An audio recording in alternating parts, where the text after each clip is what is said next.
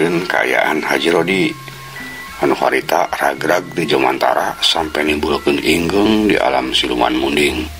Mandek sabaraha lila Haji Rodi masih katempo kapiuhan. Akhirna mah ngulisik terus katempo matana beunta rurat reret tempoan kaayaan di eta tempat. Breh katingali ku Haji Rodi kaayaan di dinya beda jeung kaayaan di alam manusia. Langit katempona pendek katutup ku mega bodas, tapi mega teh cicing henteu leumpang. Seperti biasa mega anu katempo di alam manusia. Kaayaanna can ngabrak, tapi teu aya panon poe. Atuh nempo kaayaan kitu, Haji Rodi menileuwas ka cida. Aya di mana ieu aing? Beuh, asa araraneh kieu kaayaan teh geuning. Ngimpi teu lain aing teh. Kerantes Haji Rodi bari panonna mah anger terus rurat reret. Haji Rodi bener-bener heran. Didinya katempo loba tatangkalan rajeg di sakulingna, tapi teu karasa aya angin. Haji Rodi tuluy hudang nangtung lalaunan ret ka handap. Haji Rodi beuki reuwas, breh teh sukuna siga ngangkang teu napa kana tanu. Haji Rodi beuki ngarasa heran. Aneh, nah suka aing teu napa kana tanu nya. Ieu mah bener-bener asa di alam pangimpian. Nya siga nama aing teh meureun keraya di alam ngimpi ieu teh. Gerantes Haji Rodi. Haji Rodi tuluy ngegel curugna sorangan, malah mah ngegelna teh siga nu haja tarik pisan. Atuh karasa meni nyeri pisan. Malah mah curugna kalah kagetihan sagala. Meureun ku tarik-tarikna ngegel, kuak Haji Rodi ngagoak tarik. Aduh. Cek Haji Rodi bari nyekel curugna anu karasa nyeri. Beuh, ieu mah lain ngimpi. Curug aing ge nyeri di gegel teh. Tapi atuh di mana aing teh nya? Haji Rodi ngahulang, ngingat-ngingat kejadian samemehna. Bray. Ingatan Haji Rodi rada narembongan. Tapi nu diinget kumaha teh ngan saukur harita basakeun ngalayang di Jomantara teh terus karasa ragrag ka handap. Ti samemeh kejadian eta mah Haji Rodi sama sekali teu inget nanaon. Renjag Haji Rodi ngarenjag. Sigana mah aing teh geus maot urunya. Ieu buktina kaayaan di dia beda jeung kaayaan di lembur aing. Nya, meureun sigana mah aing teh geus maot. Kerentas Haji Rodi. Haji Rodi masih kena ngahulang. Mainna terus nyoba-nyoba nginget-inget kaayaan samemeh main haragrag di Jomantara. Tapi oleh mainna teh bisa inget naon. Ngan dina kaayaan kitu aya hiji bayangan anu ngelebat dina kokolak mata Haji Rodi. Eta bayangan rupa Neng Heni. Barang kabayangkeun Heni, Haji Rodi teh langsung ngalakat teh leuleus jeung sedih. Neng Heni bener-bener lain jodoh aing atuh lamun kieu mah. Buktina aing kalah paeh ti heula. Nah, nasib teh goreng-goreng teuing atuh. Karek-karek ngalaman kawin ka nu geulis, kalah paeh aing teh geuning. Berentas Haji Rodi bangun sedih. Haji Rodi masih keneh katampo tungkul rada lila. Pikiranna masih keneh nyangkut ka Neng Heni. Hatena bener-bener ngerasa sedih. Nah, cenah bet bogoh sagala ka Neng Heni, lamun satuluyna mainna kudu paeh ti heula mah. Tapi teu lila kituna teh Haji Rodi terus ngusap beungeut. Ah, meureun kieu geus nasib aing. Teu kalaksanakeun aing kaheunjang Neng Heni. Ayeuna aing geus aya di alam akhirat. Tapi nah aing teh bet sorangan bae. Aing teh aya di sawarga atau di neraka ieu teh. Tapi lamun di neraka, nah betul apinya. Kerantas Haji Rodi deui. Haji Rodi teu leumpang ninggalkeun eta tempat. Maehna jadi timbul penasaran hayang nyaho kaayaan di tempat nu sejenna. Haji Rodi terus leumpang, tapi sukuna mah tetep ngangkang, teu napa kana lemah. Beuki lila rarasaan Haji Rodi leumpangna teh asa beuki jauh tina tempat tadi. Kaayaan mimiti robah. Tatangkalan anu tadina katampo rajeg ayeuna mah mimiti caraang. Malah mah ayeuna mah Haji Rodi teh rarasana keur leumpang di luhureun hiji jalan gede. Tatangkalan teh di dieu mah geuning. Ayeuna aing asa leumpang di jalan gede. Cik aing hayang nyaho anjogna ka mana ieu tempat teh. Cek Haji Rodi ngomong sorangan bari sukuna mah terus ngalengkah mapai-mapai jalan gede. Tapi barang kaajog hiji tempat Haji Rodi ngarenjag deui bae. Rada jauh dihareup katampo hiji gerbang. Eta gerbang teh dijaga kedua makhluk dikasieun berluan hidung. Ari awak-awak manusia, ari silah-silah munding. Tandukna ringkal panjang, bari jeung marencos. Nampok itu Haji Rodi langsung ngageter bakat tingku siun. Tungurna karasa nyorocod bahwa itu teh malaikatnya. Tapi malaikat teh geuning pikasieuneun. Waduh cilaka. Cek katerangan namun malaikat pikasieuneun aing bakal asup ka neraka. Aduh kumaha ieu ya Allah Gusti. Gerentas Haji Rodi. Cacap Haji Rodi ngucapkeun asma Allah anu geleger ujug-ujug kadenge sora pating geleger di Jumantara. Kayaan didinya jadi inggeng deui bae, malah leuwih tarik tibatan waktu Haji Rodi ragrag di Jumantara teh waktu harita. Tulila reup kayaan anu tadina caang ngaredak poek putarata. Malah cek paribasana sampai teu katampo ngupetkeun curug-curug acan. Cerit-cerit kadenge sora anu pating jerit jeung pating koceak. Nambah kayaan keung jeung pohara ketirna. Ngarasakeun kayaan kitu, tangtuna bae Haji Rodi meuni pohara leuwas jeung sieuna. Panyangkana maehna teh ayeuna geus aya di alam akhirat. Malah meureun rek asup ka neraka cenah cek pikirna. Awak Haji Rodi kabuntang banting ka kenca ka katuhu akibat tina bumi alam anu teu ujug-ujug inggeung teh. Astagfirullahaladzim. Buah-buah aing teh bener rek asup ka neraka. Ya Allah, ya Gusti, hapunten abdi. Sim abdi moal kiat mah gedah lebet ka neraka. Ya Allah, Gusti, abdi nyuhunkeun pitulung ya Allah. Cek Haji Rodi sasambat deui ka Gusti Allah dina jero hatena. Cacap Haji Rodi sasambat deui ka Gusti Allah. Kaayaan di tanah Nagara Siluman Munding beuki tambah ketir deui. Bumi alam beuki karasa ingeung. Katambah deui ku sorong guruh angin di Jumantara. Sakur aya di dinya rabeng katiup ku angin. Batu-batu pating suliwer, tatangkalan karabut jeung akar-akarna tuluy muih kahiberkeun di Jumantara. Malah dua gulang-gulang anu keur ngajaga lawang gerbang oge kapabengkeun jauh teuing ka mana. Ampun, tobat. Cek eta dua gulang-gulang kadek kokoceakan meuni tarik pisan awor jeung sora angin anu ngaguruh jeung sora anu pating greger.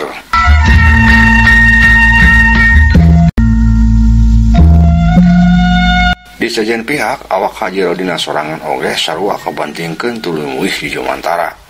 Haji Rodi oge ngoceak tulung-tulungan. Tulung. Cek Haji Rodi kokoceakan sorana lusles kalindih ku sora angin jeung sora anu pating geleger. Lila-lila mahles sora Haji Rodi teu kadenge deui.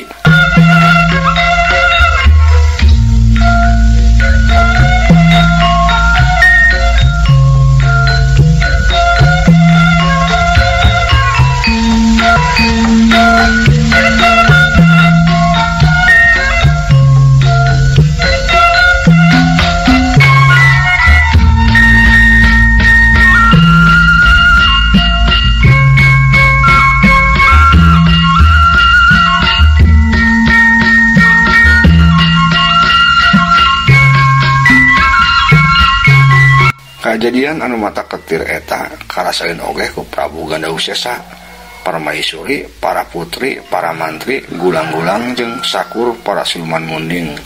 Kabeh nu aya di dieu mah ngarasakeun eta kejadian. Sakabeh siluman reuas jeung ngarasa pohara sieuna. Lantaran kaayaan ujug-ujug poek jeung karasa inggeung. Sakabeh para siluman kaasup Prabu Gandawusesa sorangan kabantingkeun di aradu jeung sapada baturna. Atuh kadenge rame pating karoak jeung pating koceak. Malah mah sirah Permaisuri nepi ka Buncunur lantaran tidak agorokan tihang karaton. Aduh, tulung Kakang Prabu, tulung. Cek Permaisuri. Ampura Rai, ieu boro-boro nyapatan kaula oge keur susah. Tembal Prabu Gandawusesa dina kayaan kitu teh masih keneh sempet nembalan omongan Permaisuri. Ngan untungna kejadian eta teh ngan sakedeung teu lila kayaan balik deui sabiara-bihari. Sora anu pating geleger eureun teu kadenge deui. Kaayaan anu tadina poek balik deui caang saperti samemehna.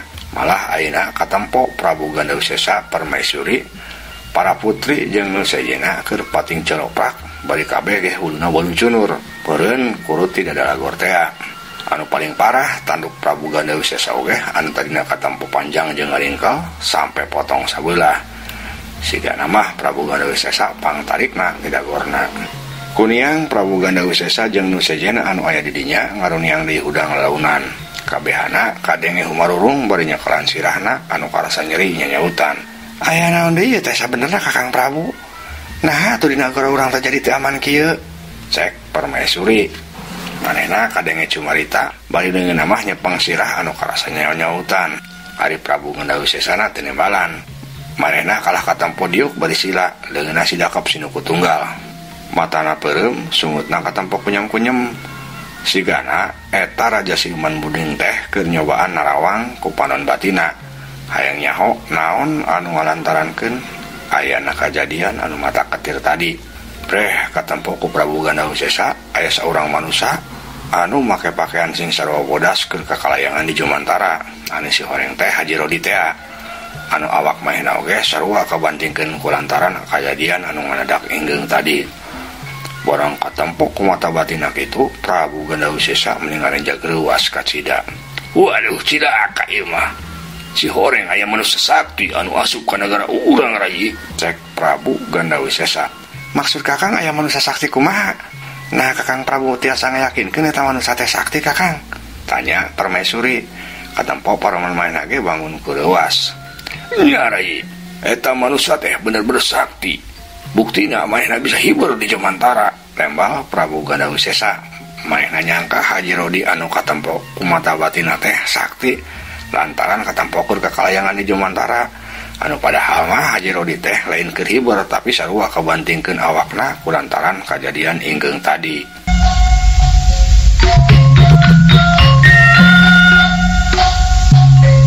Ngadenge omongan Prabu Ganda Wisesa kitu sakabeh siluman munding anu aya di dinya kaget jeung ngarasa sieun. Malah katempo beungeut Permaisuri jeung para putri mah meuni sepa. Atuh teras kedah kumaha ayeuna Kakang urang teh? Cek Permaisuri. Sumuhun nama Prabu, ayeuna naon anu bade dilakukeun ku urang? Lantaran cek pamot abdi mah eta manusia teh pasti nyieun kariuhan di negara urang. Putri Ganda Asih oge hilu nanya. Prabu Ganda Wisesa katempo kana ngahulang teu nembalan. Leungeunna diangkat ka luhur kana tarang, maksudna mah rek mikir. Tapi nu kacekeun kumaena kalah tandukna anu potong. Atuh Prabu Ganda Wisesa langsung katempo ruas deui bae. Beungeutna beuki sepak. Lantaran ari tanduk manehna teh mangrupakeun lambang kekuatan. Tapi ayeuna potong, berarti cek pikirna kekuatan manehna ge geus ngurangan. Jadina geus moal aya harepan lamun kudu tarung jeung manusia anu dianggap sakti teh. Cek pikir Prabu Ganda Wisesa harita. Nampo Prabu Ganda Wisesa kalah ngahulang jeung siga nu leuwas jeung sieun kitu, Putri Gandalara ilu nanya. Kunaon ama Prabu? Geuning katawisna ama siga leuwas jeung sieun kitu? Tanya Gandalara. Wah cilaka nih mas. Ieu tingali tanduk ama potong. Ieu nandakeun ama geus moal sanggup lamun kudu tarung ngelawan eta manusia. Malah nu sejen ge mulai nu sanggup. Cek Prabu Ganda Wisesa. Atuh ngadenge jawaban Prabu Ganda Wisesa kitu, kabeh anu aya di dinya jadi ngalakat teh leuleus. Kabayang ku kabehanana lamun manusia sakti nu dipaksud ku Prabu Ganda Wisesa datang ka karaton meureun geus moal aya anu bisa ngalawan. Kabehana bakal ditawan ka alam manusia.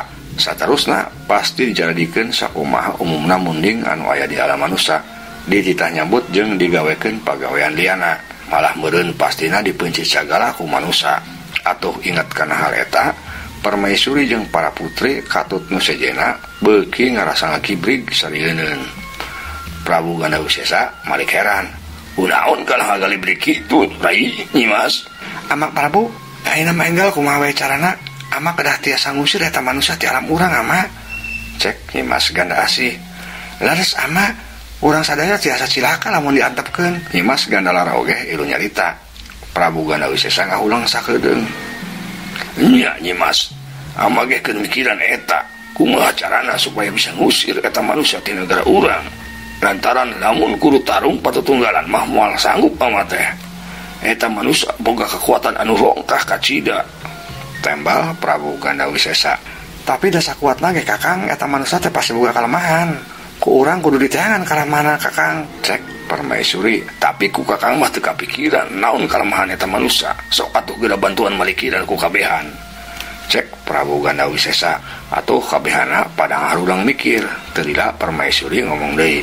Sigana hiji-hijina jalan urang kedah minta tulung ka Kaki Raung Kakang. kuncen negara urang teh lantaran anu apal kana kelemahan manusia pasti oge manusia deui, cek Permaisuri. Ngadeng gitu Prabu Gandawesesa mencuri hak. Bener eta teh rai, kakang nggak usah diingetan ieu. Nya urang kudu minta tulung ka Kirahong, cek Prabu Gandawesesa. Tuluy geus teu ngomong deui Prabu Gandawesesa peureum rek ngangkir Kirahong anu aya di Gunung Bohong. Tapi aneh, panon batin Prabu Gandawesesa ayeuna mah teu bisa nembus ka alam manusia. Tetempoan batina poek katutup ku haseup hideung. Atuh Prabu Gandawesesa menireuwas ka Cida. Be cilaka rai. Panon batin kakang siga anu ngahalangan, teu bisa nembus ka alam manusia. Kakang teu bisa kontak batin jeung Kirahong, cek Prabu Gandawesesa. Padenge kitu kabehana atuh ngahulang bingung. Cik cobian atuh ku Kanjeng Ibu. Sugan bae ku Kanjeng Ibu mah tiasa nyambung, cek Nyimas Gandasih mere usul. Nya sugan Nyimas, cing ku ibu rek dicobaan, tambal Permaisuri. Permaisuri tuluy peureum rek ngalakokeun kotak batin jeung Kirahong, juru kuncen siluman munding anu aya di Gunung Bohong teh. Tapi sarua jeung Prabu Gandawesesa, panon batin Permaisuri oge kahalangan ku haseup hideung teu bisa tembus ka alam manusia. Atuh tuluy Permaisuri teh beunta deui katempo leuleus bangun ku putus harapan. Sami bae Kakang Prabu, panon batin abdi oge teu tiasa nembus ka alam manusia, cek Permaisuri. Prabu Gandawesesa rumahuh ari Nyimas Gandasih jeung Nyimas Gandalara teu nunggu parentah duanana nyobaan ngalakokeun kontak batin jeung Kirahong. Tapi sarua bae saurang ge teu aya nu bisa nembus ka alam manusia. Tungtungna mah kabehana ge pada bingung pating harulang teu puguh laku. Mana tiba da kadungdang ka dieu sia. Prabu Gandawesesa ngageroan salah seorang mantri. Semohon, ieu abdi kaulanun, tembal salah seorang mantri bari terus ngesot ngahadap ka Prabu Gandawesesa. Sia gawat indit ka alam manusia, tepungan Kirahong bawa ka hareupeun kaula, cek Prabu Gandawesesa mere parentah. Sumangga kaulanun, kedah iraha sim abdi angkat ka alam manusiana. Tanya si mantri deui. Goblok sia. Ayeuna atuh mangkar isukan tampiling sia ku aing, cek Prabu Gandawesesa bari matana melotot ambekeun. Atuh si mantri mendengar rempod. Susumangga Kanjeng Gusti abdi miyos ayeuna keneh, cek mantri bari cedok nyembah tuluy mahena ngesot mundur. Tapi karek nangtung si mantri kalah diuk deui teu gawat indit. Atuh Prabu Gandawesesa beuki ambekeun pisan. Nah sia kalah ngajedog lain gawat indit sia, cek Prabu Gandawesesa melotot. Sumohon abdi kedah nyarios naon ka Kirahong na Gusti, rumaos abdi mah gampang hilap, cek mantri kalah nanyakeun deui tugasna. Nempo kalakuan mantrina anu plet kitu Prabu Gandawesesa geus teu tahan deui ambekna. Eta raja siluman munding geus teu daekeun deui ngomong, mahena kalah ngaheumbatkeun sukuna najong ka eta mantri. Hiu cebrod ceng eta mantri tuluy mabeng jauh bari kadenge ngagorowok. Tulung, ampun, cek eta mantri ngagorowok sorana beuki les-lesan, akhirna mah teu kadenge deui. Ari Prabu Gandawesesa katempo gugulunuk, dasar munding kabeh gebleguk. Sahijieun pisan, cek Prabu Gandawesesa. Cag urang tunda heula.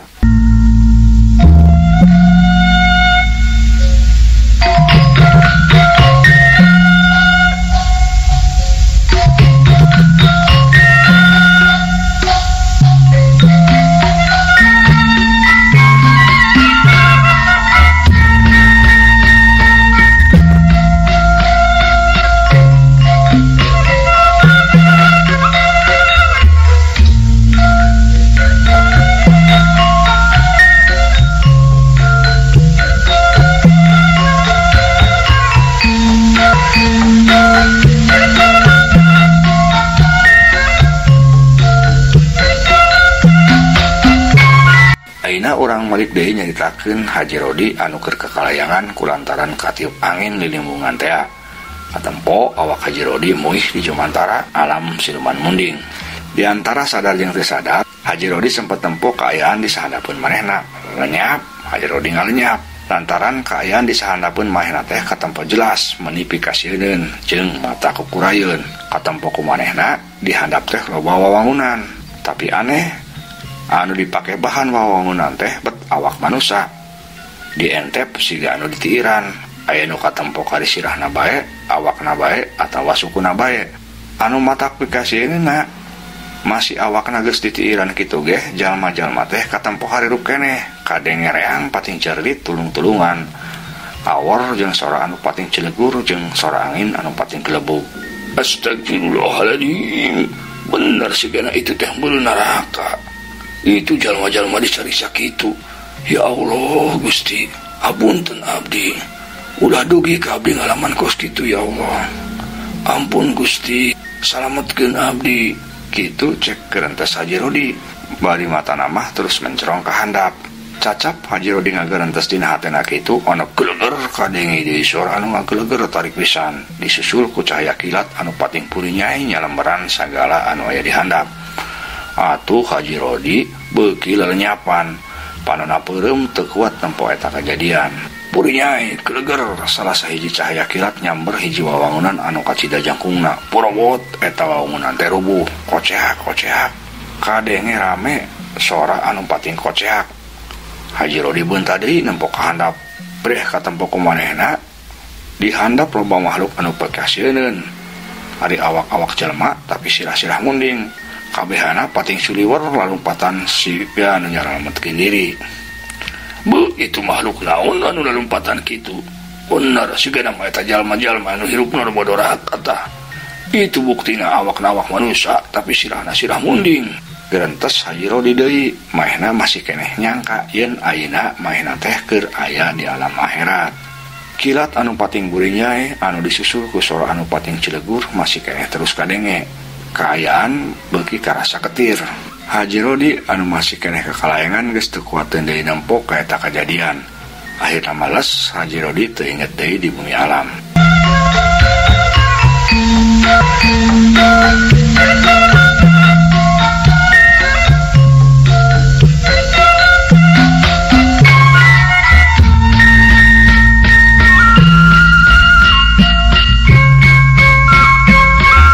Di sejen pihak Prabu Gandawisesa jeung sakur para siluman munding liana beuki rareuwas.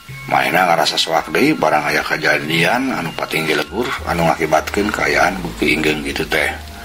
Waduh, aya naon deui ieu? Cek Prabu Gandawisesa bari doak lieu ka luhur ka handap.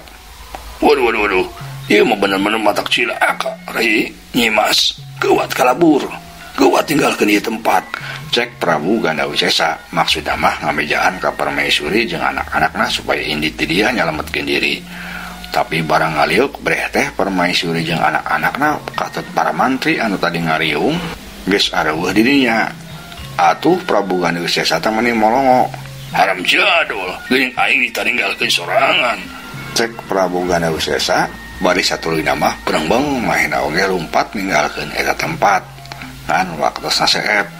Dongeng karangan Pribados Kang Abun Burhanuddin. Hapunten kakiranganna mugi katampi kalayan kabingahan. Assalamualaikum warahmatullahi wabarakatuh.